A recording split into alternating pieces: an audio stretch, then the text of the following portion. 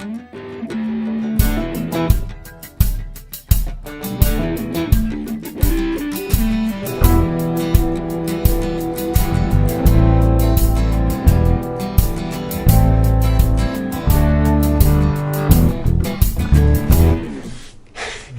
Mark, Shepard, and I don't have many shirts that aren't black because I really like black.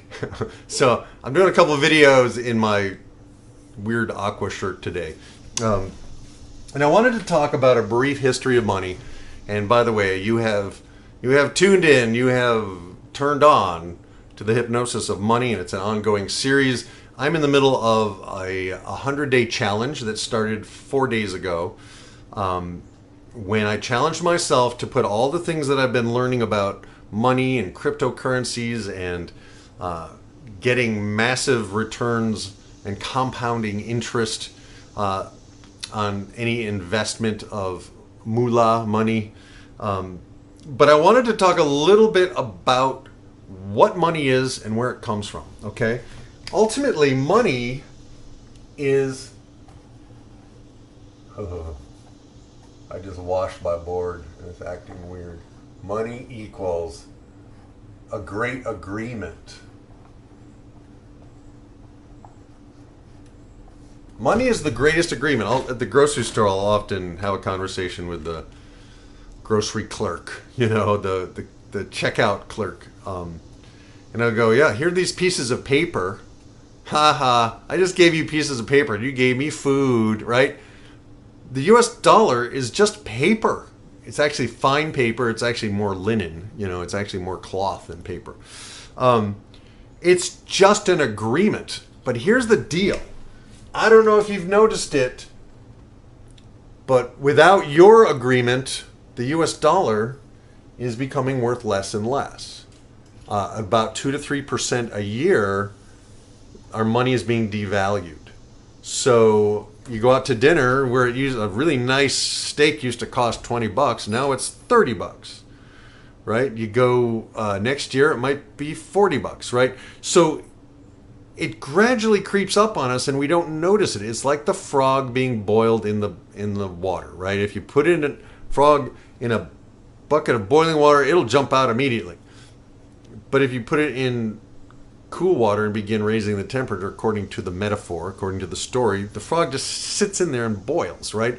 So we're all sitting in an economy that we have no control over, and the banks, like in 2008, 2007, did all this crazy stuff. They'd been doing it for years and it finally fell apart, and then the government bailed them out.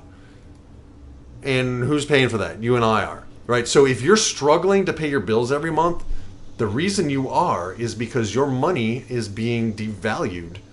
And there's going to be a point, according to all the experts from all the research I've done, and that point may be this year or next year or sooner, we're really teetering on the edge of another economic intensity. I call it an intensity, right?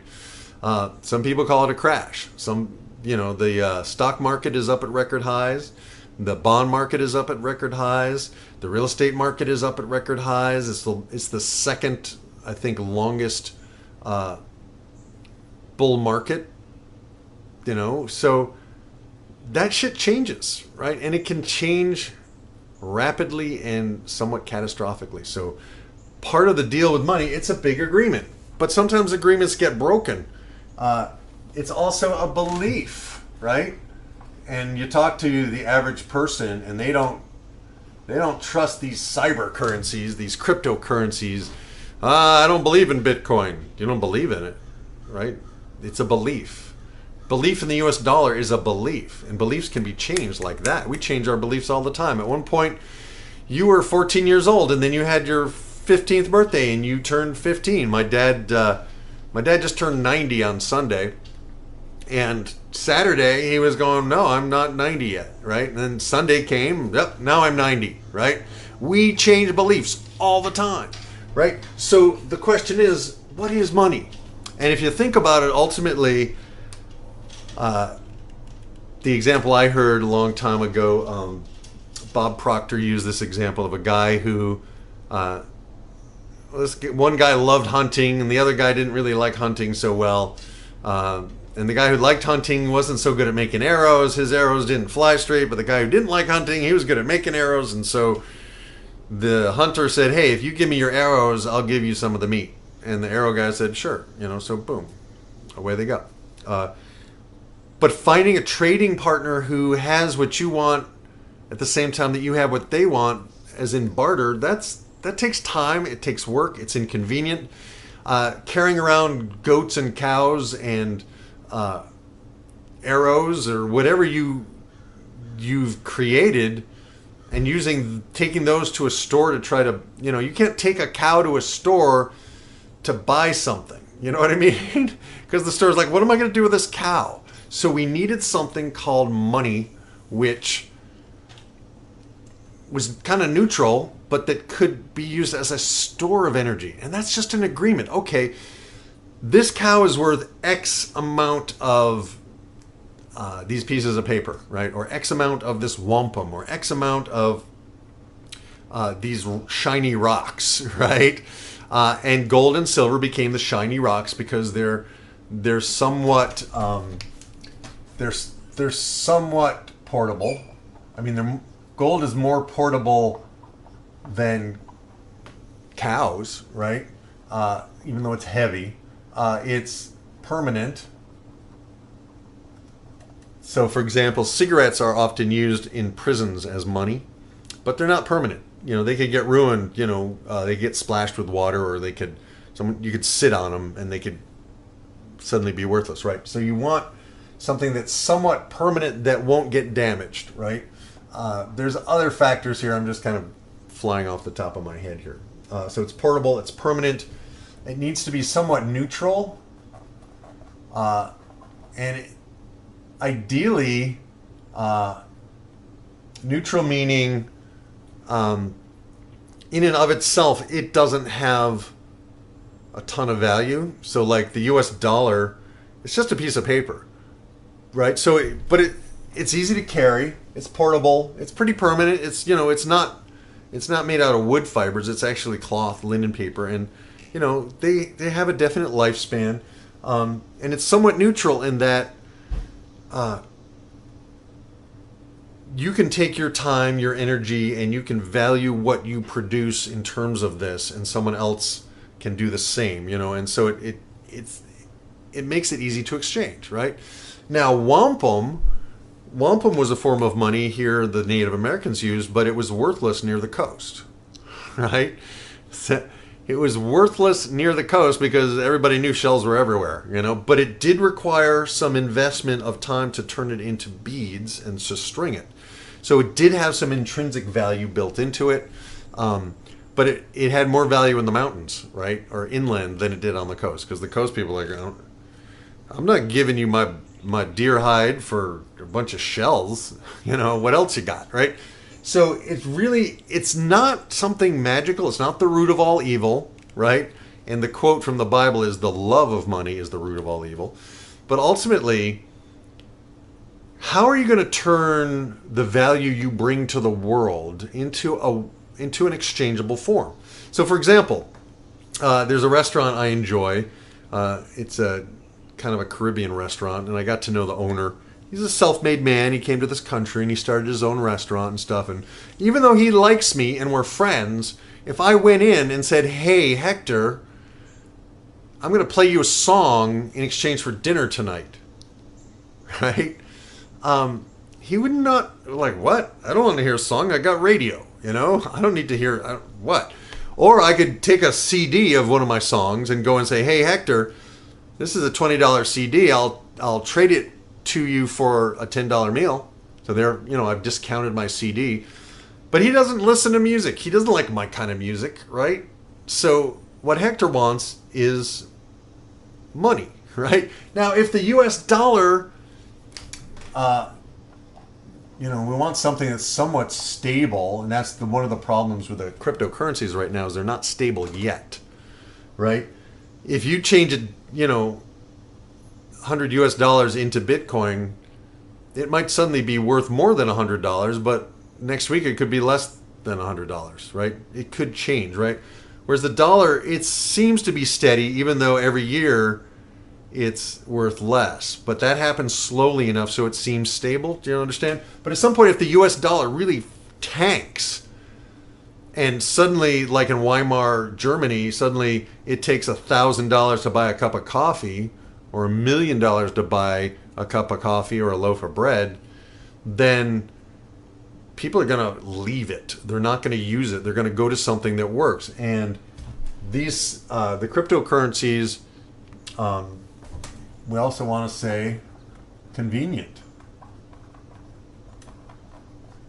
You know, the US dollar is convenient. You can put it in your pocket. Gold is not convenient. That's the problem with gold and silver. It's not convenient.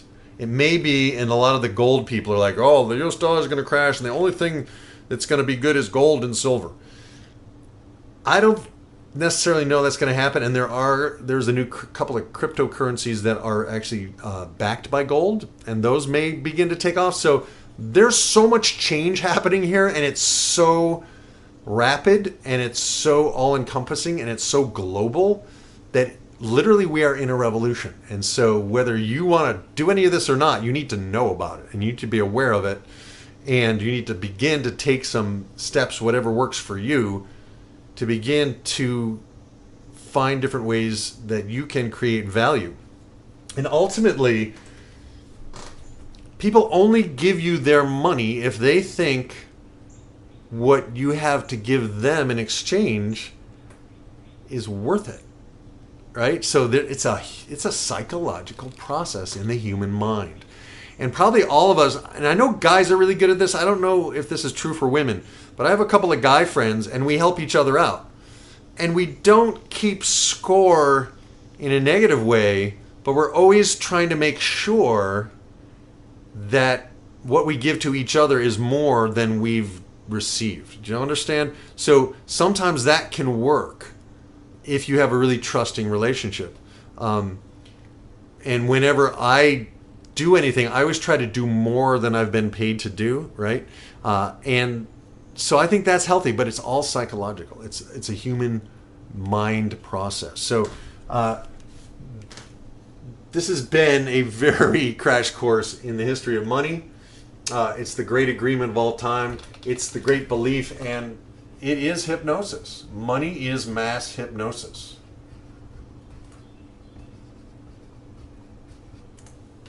Mass hypnosis. That's what it is. Because hypnosis is ultimately following directions and the direction of the market. Hypnosis is how you communicate with your unconscious mind. Hypnosis is what you're saying to yourself all the time. Hypnosis is all of the beliefs, decisions, childhood vows, training that you've had as a kid, as a young adult, even as an adult, and how you perceive the world, how you perceive yourself, how you perceive your value. And ultimately, it is a store of value. It is a medium of exchange. Right? And it's not something that only certain people get. It's something that everybody can grow and change and improve how you interact with this world of money, this world of finance. And the first step, again, is to work on your own beliefs. And every day in the last 6 months, I've been asking myself, what is it that I have to offer that people would value that I wouldn't have to kind of sell them on? You know what I mean? Like, what is it that's so clear that I can help people with, that people get, that the right kinds of people understand and get, so that I can use my abilities to teach, my abilities to create music, my abilities to tell stories, my abilities to explain complicated things, my abilities to inspire and challenge people, my abilities to coach and mentor, all of these things. How can I do it in a way that doesn't require me to charge an hourly rate? How can I bring my value to the market in such a way that I can leverage it and expand it and help other people in a way that they get that I'm helping them, but that they don't have to actually pay me directly, right? So this whole process, and particularly of tithing to yourself or taxing yourself $20 a day or whatever you can afford, then turning that into Bitcoin on the Coinbase exchange, and then moving it to your wallet so you have control of it, and then from your wallet you can make decisions about where to park your money so it can grow as fast as possible with as minimum of risk but the maximum upside potential, and to be constantly learning, oh, let me take $100 and put it here, let's see what that does. And you test it for a little while, and if it's working, then you use it as fully as possible so that you can get where you want to go faster, easier, and better. And that's what I'm all about. My name is Mark Shepard, the Singing Hypnotist, the Hypnosis of Money. And it continues, it unfolds. I invite you to join me in this challenge. I started basically August 1st. I decided I would really start my official challenge on August 1st, and I'm going for 100 days this time.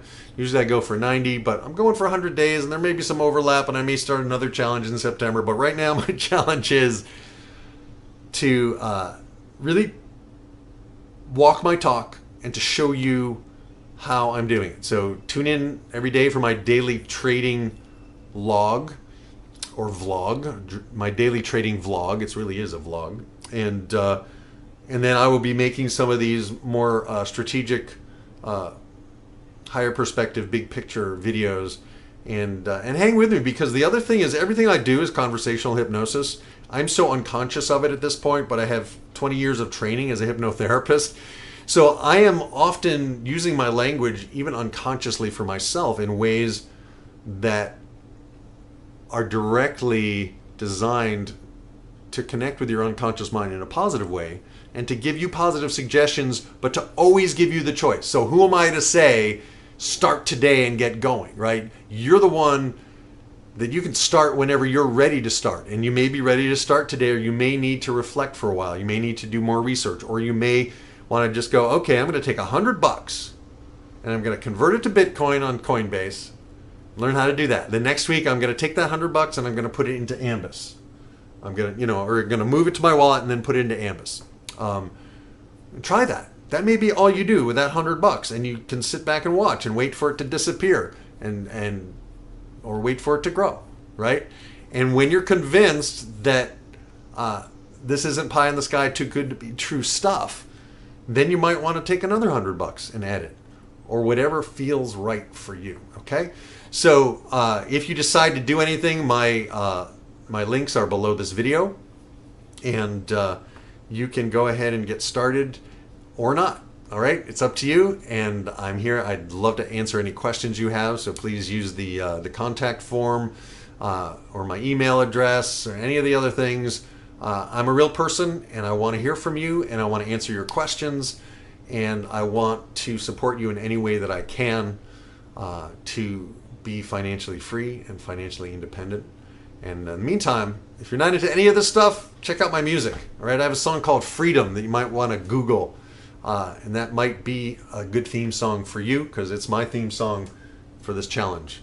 And peace, grooviness, love, over and out. My name is Mark Shepard. I don't know what your name is, but I believe in you, and I think about you all the time, and I want to help you at the same time that I help myself. And I want to teach you how to help somebody else while you're helping yourself, right? And we can spread ripples out, but this is the time to do it. We are early adapters. Most of the world hasn't heard of this stuff. You have, and I have. Let's take action. Let's use time to our benefit. All right, thanks so much. I'll stop now.